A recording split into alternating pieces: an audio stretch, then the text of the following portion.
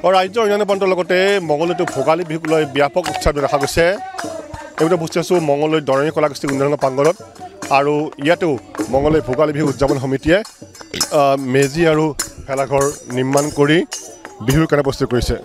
তিনিদিনীয়াকৈ ভোগালী বিহুৰ আয়োজন কৰা হৈছে আৰু এই তিনিদিনীয়া ভোগালী বিহু 12 তাৰিখে তেওঁলোকে ভোগালী সন্ধ্যা আৰু অন্য কাৰ্যসূচী লৈছে। আমি কিছু দৃশ্য দেখুৱাইছোঁ।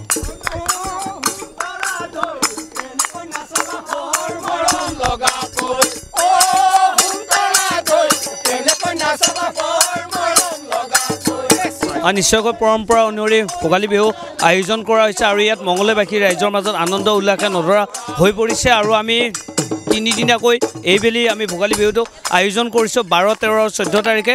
12 তাৰিখে আমি প্ৰাক ভোগালী উৎসৱ আয়োজন কৰিছোঁ। ইয়াত মঙলদৈবাসী ৰাইজে এই ভোজে ভাতে এসাঁজ খোৱা যাব আৰু পৰম্পৰাসমূহ আমাৰ ইয়াত চৰ্চা কৰা যাব আৰু 13 তাৰিখে পৰম্পৰাগতভাৱে যি ধৰণে অনুৰূপভাৱে আমাৰ চলি যাব আৰু 14 তাৰিখে ইয়াত মেজি আৰু ভেলাঘৰ প্ৰজ্বলন কৰা হ'ব।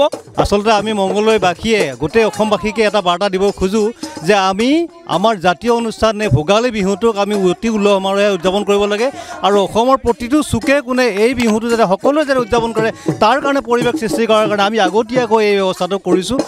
এনেদৰে সকলো জনগোষ্ঠীৰ লোকে অংশগ্ৰহণ কৰিব আৰু প্ৰীতিভোজৰ তেওঁলোকে আয়োজন কৰিছে আৰু যি পৰম্পৰা সেই পৰম্পৰা অনুসৰিয়ে এই স্থানত ভোগালী বিহুৰ ব্যাপক আয়োজন কৰা দেখা গৈছে।